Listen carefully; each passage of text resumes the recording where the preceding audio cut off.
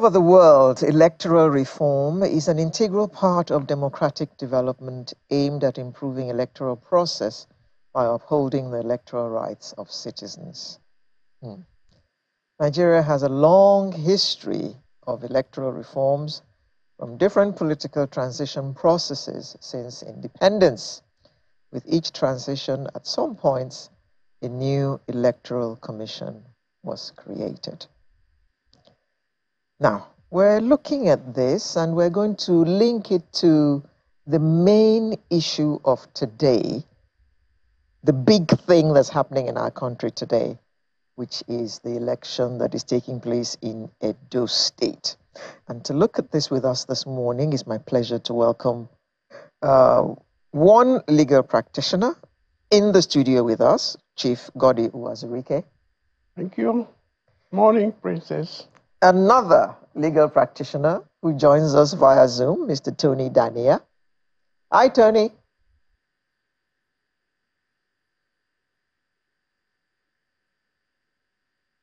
Okay, we have Dr. Yunusa Zakari Yao, the convener, Nigeria's Civil Society Situation Room, who naturally joins us from Benin. Good morning. Good morning. How are you? We can't wait to hear what you have to say to us about what is taking place in Benin at the moment. But let me start with Chief, who's in the studio here with us. Chief, we have tried to tweak our electoral process or electoral laws a number of times. There have been several reforms.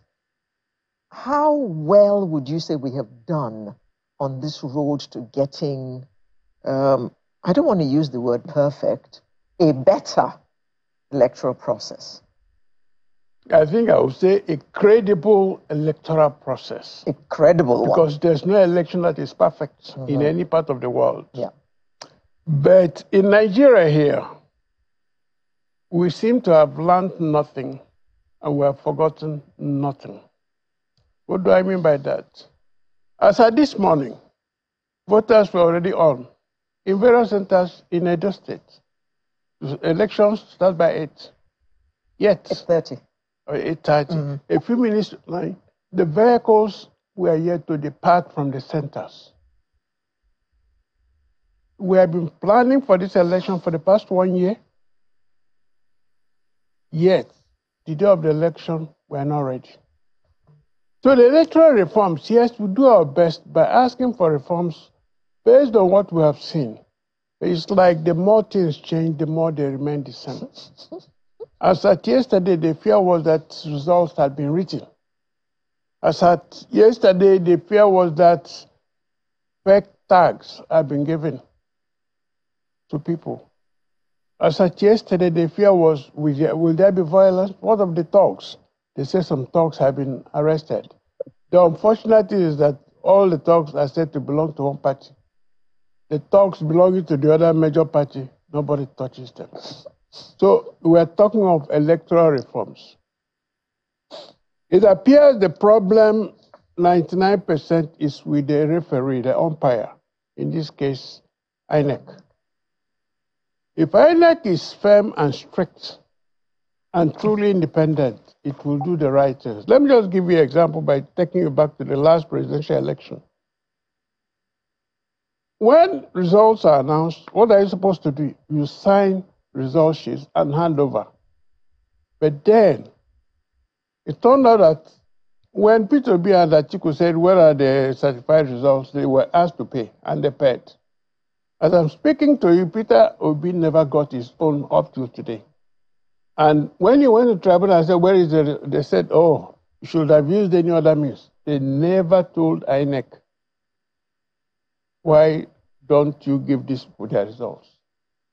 So the more things change, the more they remain the same. In other words, the people of Nigeria are becoming fed up. In other words, they're asking, how do we get the kind of credible results we look forward to? Yes, we know people die, we know people forge, we know things, but it is you, the umpire, who will sit up and say, no, it will not happen. Edo State is boiling. with the desire of the people to have a credible election. Yeah. Before we swing to Ayo, let me quickly ask Dr. Yao. You are on ground in Benin, and it is now 9:25. Have elections started?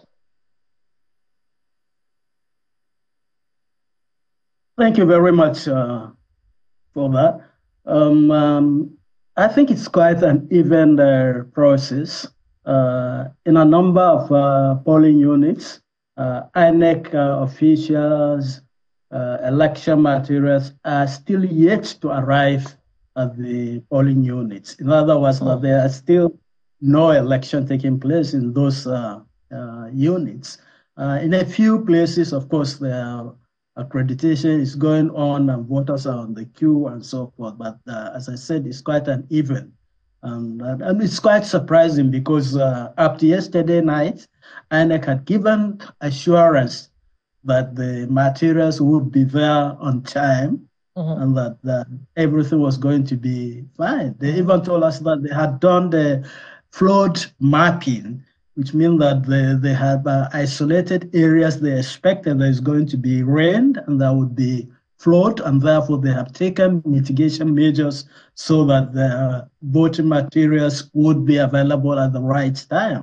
But here, right, even in Benin City, in Oredo local governments, we have units where materials have not reached, and it's quite surprising because if within Benin City there are areas where polling materials are yet to arrive, you wonder how in other places outside Benin, in far reaches of states, would be preparing. Ayo. Well, let me stick with Mr. Zachary Yao for a moment or two. Now, in what way? I mean, because was it yesterday or 2 days ago? Yes, 2 days ago, excuse me. We were hearing that election materials had gotten to Benin City, and in fact, there were videos to show that they were already being moved to the various areas of the state where the elections would take place. How come those materials are still not able to get to where they're supposed to get to on time? Well, you see, there are two stages to the distribution of election materials. The first is from the central point to the local government areas, which is where the racks are. Now, what was observed 2 days ago was actually that distribution from the state secretariat and CBN to the local government secretariat. Now, from local government secretariat, they should have been distributed right from yesterday. I went to Eredo yesterday, the INEC office there, where they were distributing the material. Now, distribution doesn't mean arriving at the point that they are supposed to be. So election officials were collecting those materials, and it was expected that they would leave, So whether they decided just simply to sleep and got up late, or whether they had no vehicles, or whether something happened, I think this is something that INEC should be able to explain to Nigerians, because people really are looking for answers or questions that are critical in determining the credibility and fairness of the election. Well, something that Chief Wazirike said earlier was that it would seem like we do not learn from our experiences. In what ways would you say these experiences that you have described are just a repetition of some of the things that have been happening and that we have been shouting about? Or is there anything that you can say has improved from the last election? I think in general, from 1999 to this very moment, there's one central common denominator to our election, which is our inability to manage election materials distribution. I think that in terms of the law, we have made progress, but the implementation of that law is quite a serious problem. And I think that unless we have a mechanism to deal with impunity, then we will not be able to make progress, no matter what reforms that we have done. I mean, you have a whole year to prepare for elections. You have a whole week to move election materials to wherever they should reach. Even if you are carrying them on donkey, I mean, we should be able to have them delivered at the right time. But right here, a few kilometers, people have not been able to deliver them. I think that there's certain element of impunity in the way in which we handle election thing. And I think that part of the reasons are two. One, because we have not been able to have a proper election crime commission in this country, people have been talking about it for long.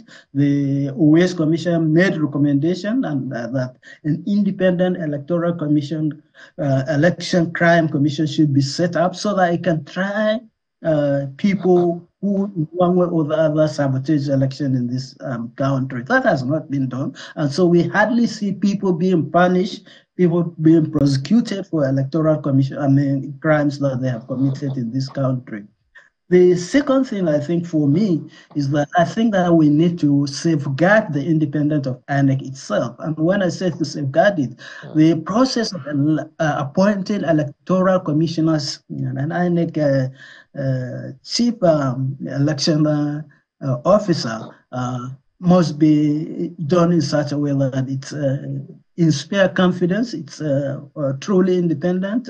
It's not a prerogative of the president that unilaterally nominates, sent to a National Assembly that is usually dominated by a particular party at the time. So in that case, you are not able to get the independence you want, even if the parameters around which they are appointed claims to be give them independence.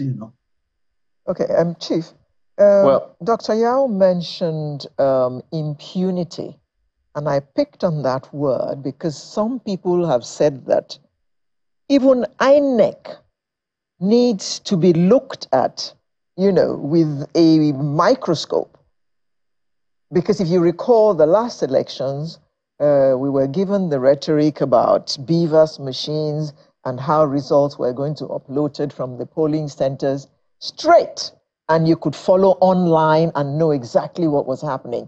But that didn't happen, and nobody took any rap for it. And you know yourself that a lot of people went out to get their voters' cards because of that particular rhetoric that was sold to the people, because they believed that their votes wouldn't matter. What do you think should be done to make sure that INEC does what it is supposed to do to engender the confidence of the voting public? Well, they say, where I come from, that fish is spoiled from head. Then when the head don't spoil, everything follows. Let me just narrow it down to appointments, like my brother just said, of the chairman of INEC. As of today, it is Mr. President who has the responsibility of nominating. He discusses with the Council of State. He goes to the other place at the National Assembly. Oh, yes, they sign and approve. The chairman naturally is grateful to those who appointed him. That's the law of nature.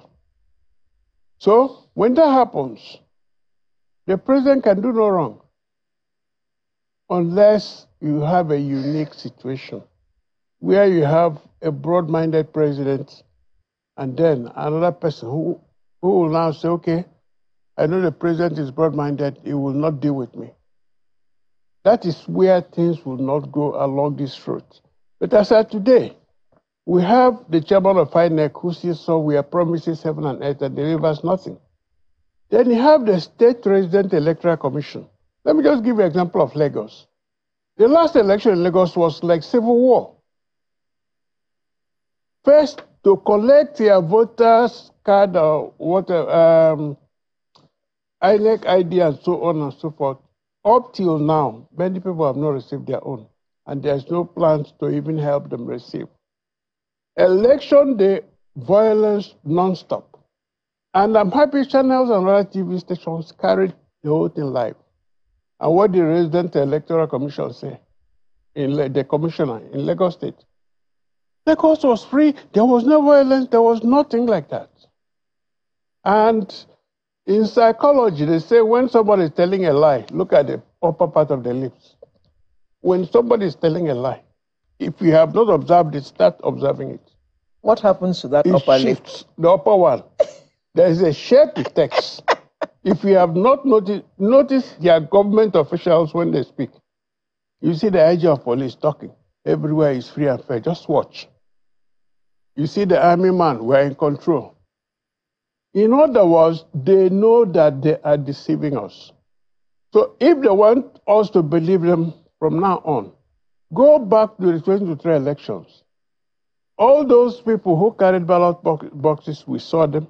All those who faked the results, in some cases, we even had results bigger than registered voters. That one is so simple and easy. Charge them to court. You ask the police, say, well, it's INEC. Ask INEC. INEC said there's no such law for us. At the national conference 10 years ago, we recommended this Electoral Offences Commission. We recommended fresh move to appoint chairman from another place who will not be answerable and who will not say, oh, Mr. President has told me. We made some recommendations, handed over to Jonathan. Jonathan handed over to National Assembly. Those ones that required constitutional. As soon as Buhari said, I will not even look at anything there. And he never did. The current president, the buck stops and is stable. He knows what to do. My worry is that the horizon where we look at whenever we're in office, always, who will challenge me in this place? Who will remove me? How do I get reelected? Who will remove my power? And it's so bad that even when we leave office, you see yourself as the supremo. Look at Rivers State. Governor has come, done his 8 years and gone. My friend, leave Lagos State, leave Rivers now. Let the governor pray, no, you want to destroy my network. So in this country, the first problem is the person. Like Obasanjo said sometime, the restructuring should start with our minds. When you restructure your attitude to government, now that you have a chance, Mr. President, you have a chance, do something. Let's start with Edo State. Edo State is today. A simple instruction to the IG of police, no partiality. You fair to all. Let the votes count. Let us get the wishes of the people. And once you do that, and they know that Mr. President is a no-nonsense person, everybody fall in line. But if they think Mr. President is anything goes, after all, the Chief Justice is there, all of them are there to do the bidding. They will do what they want. Go to court. Go to court is the slogan now, go to court.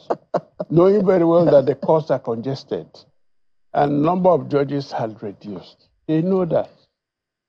So, Ayo, to be honest, restructuring starts with how we look at governance and the process of coming to government. Our attitude towards enforcing the law is what we're asking for. In other words, IG of police, you are the IG of police for the whole country, not for a political party.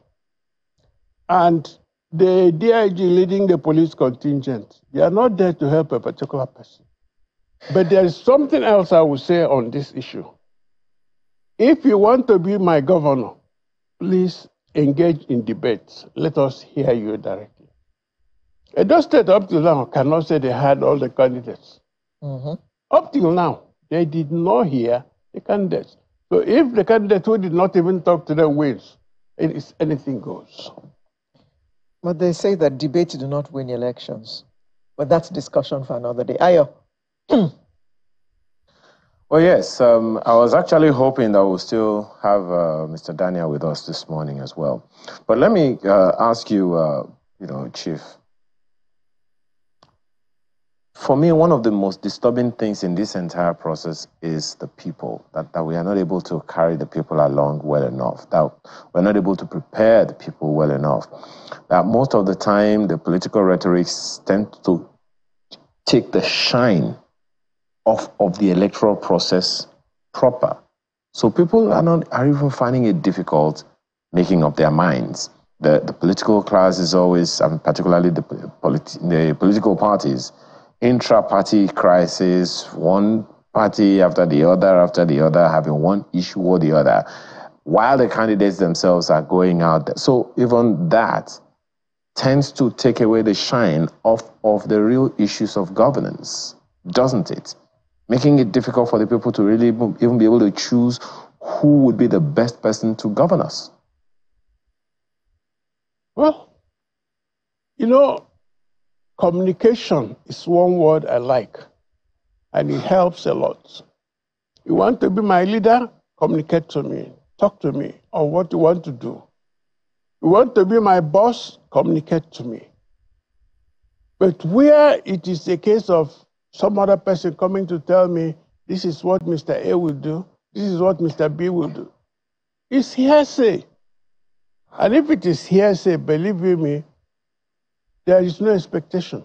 What I have in mind that you will do may not be what you want to do.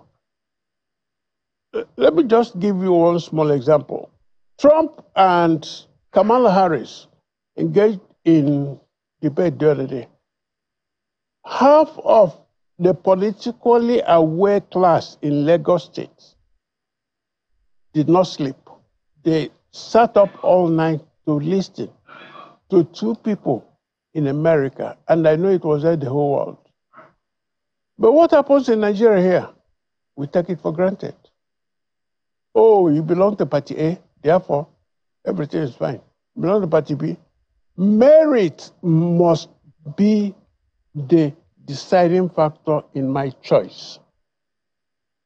And when there is merit, that is when there will be expectation.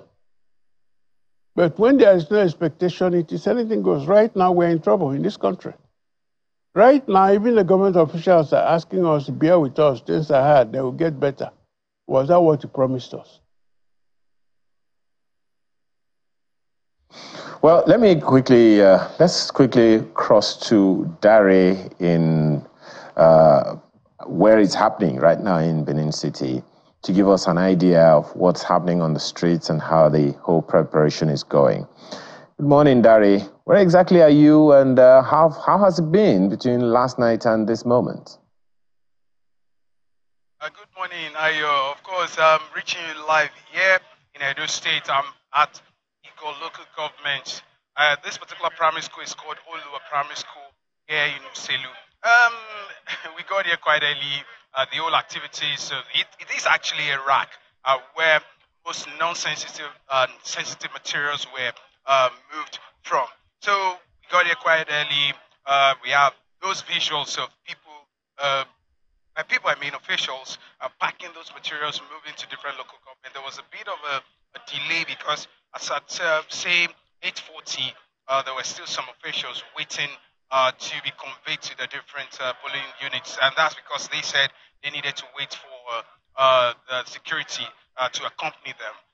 But at this particular center, there are about 8 polling units, starting from 10, unit 10, unit 9, 8, 7, down to 3. And in each of the polling units, voting commenced quite early, and that's because this is Iraq.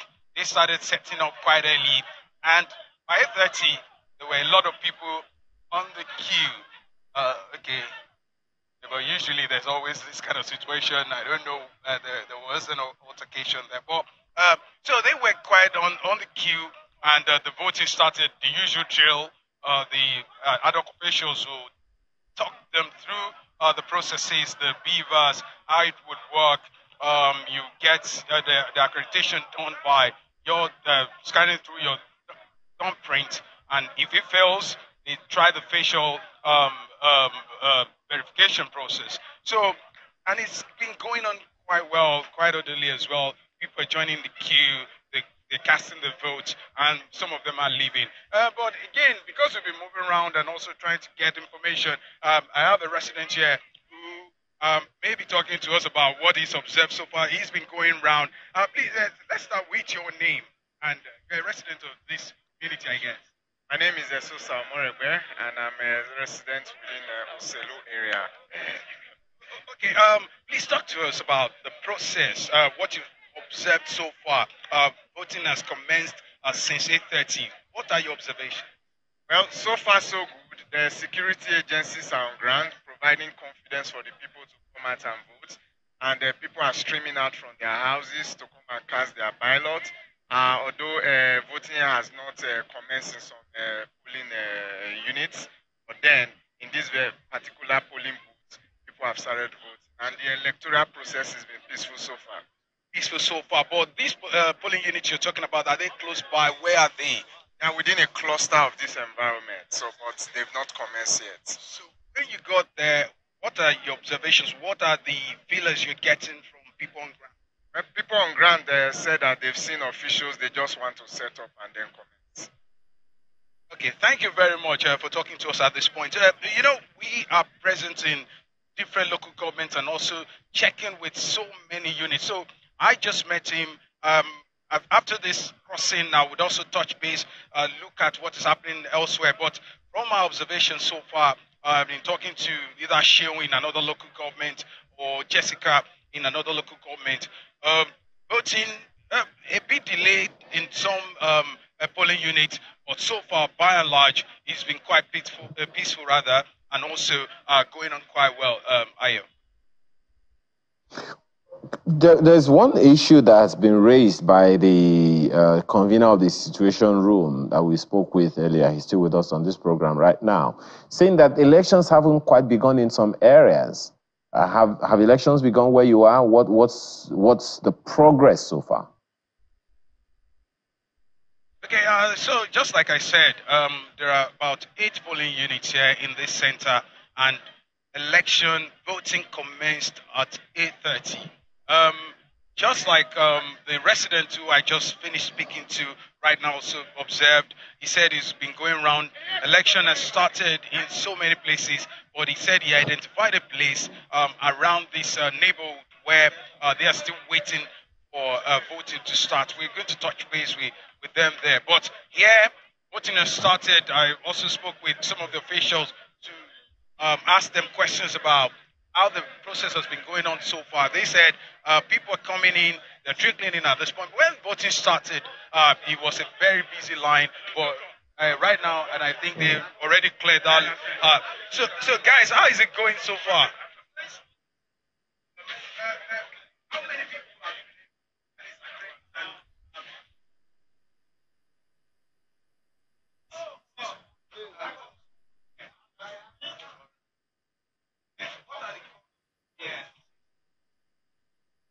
has been going well. The network has been able to accredit them with the picture. Yes. All right. Thank you very much. So that I don't obstruct the process there, but what is going on there is that people are voting, and the process is going on smoothly. Ayo. All right. Well, thank you. I'm pretty sure that, as you have said, we'll be getting feedback from other parts of the state to know exactly what is going on. Thank you very much, Darido, for your reporting this morning. And as you said, we'll expect to hear from our other colleagues from other parts of the state. Well, Mr. Zakaria, you've heard that. It would seem like elections have begun in some parts of the state. What other reports are you getting, Mr. Zakaria? Well, I think, like I said, it's a mixed bag. In some places, election has started to hold. In some other places, materials are still yet to arrive.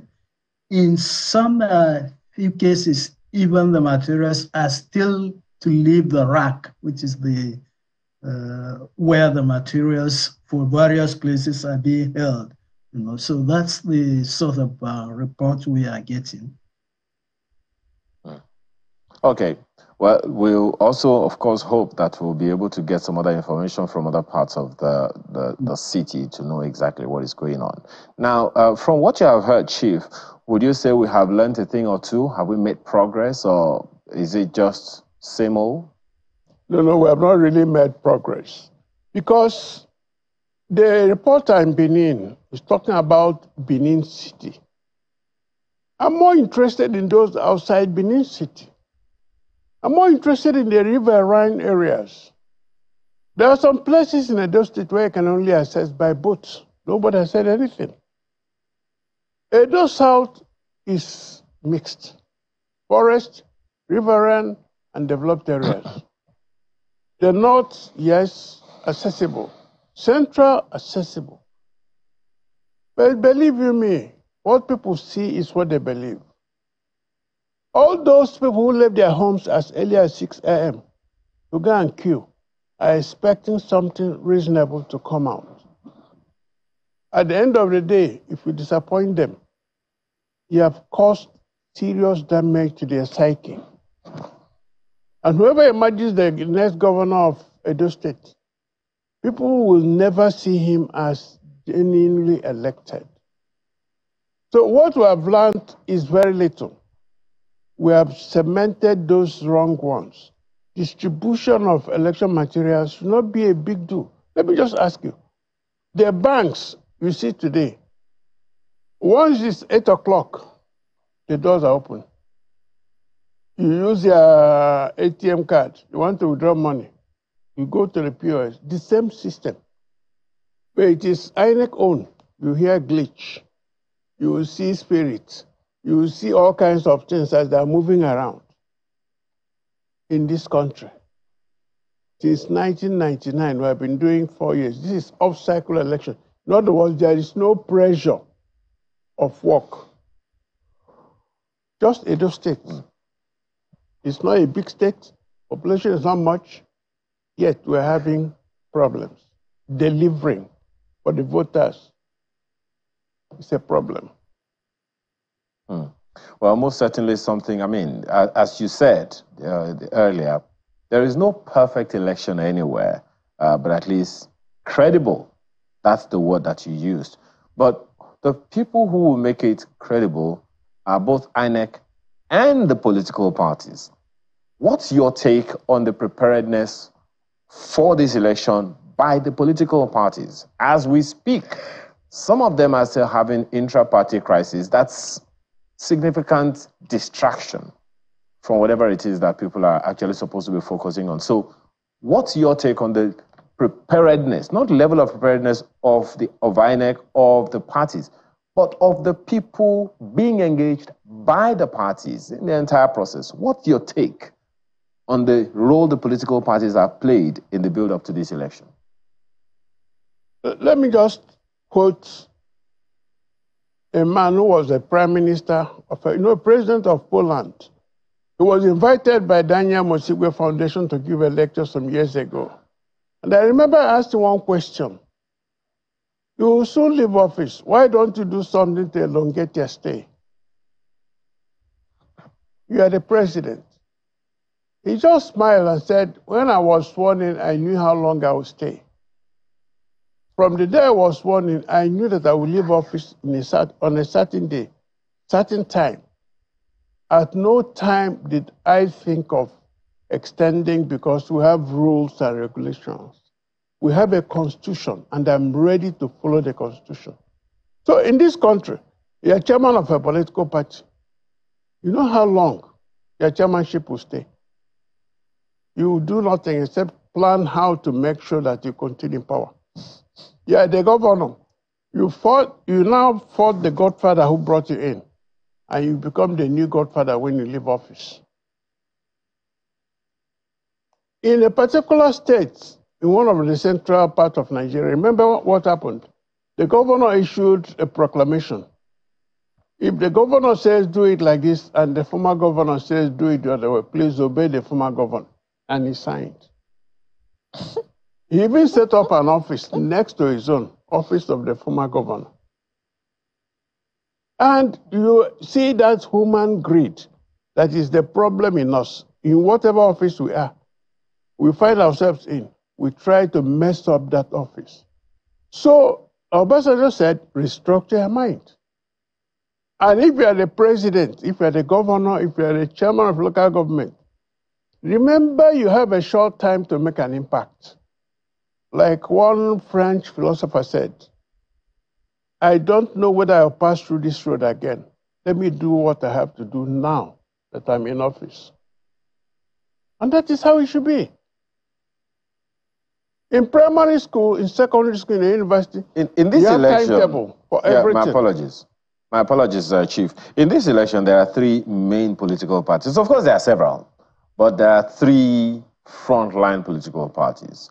In fact, there is the complaints by some people that, on the one hand, one of the political parties didn't sign the peace accord. On the other hand, two of the political parties did not show up for a debate. So the leading political parties didn't show up for the debate. And it leaves a number of people who consider those two things very important, wondering if that's going to have any effect or have any impact on the outcome of this election. Well, it ought to, but remember that bad people always have a plan B. Plan A is a straightforward line. Plan B is always corner. So those other people, they must have had some arrangements to make sure that things go the way they want. They deliberately cause crisis. They never do things in a proper way. So in Edo State today, those who did not sign, I'm sure they have explained why they didn't sign. And they have expectations. Those who signed, they have expectations. Those who refuse to tell people face to face, eyeball to eyeball, this is what we're going to do when we come into office, those have their plan. And none of those plans actually, except plan A, is in favor of the people. We condemn it any day, any time. We should outgrow evil in government. Everybody has a short time. Let me just give you an example. All those who are governors under Shagari, I think only 2 are left. They're just ordinary people. Those who were governors under Obasanjo, I meet them at the airport. How are they? But when they were governors, it was like force and arms, everything. The good and level playing ground, they refuse to implement when they're in office. We'll always catch up with them. And so it is today in Edo State. Dr. Yao, quickly, we have to start winding down now. Chief has said that we haven't learned much, but this is an off-cycle election. In 2027, there's going to be a general election. Are you expecting that by then we would have learned something and we would have a better election? I think we have learned a lot. The point is that we are not using those lessons. The thing we have learned is that perpetually our elections are being made by inability to manage distribution of materials.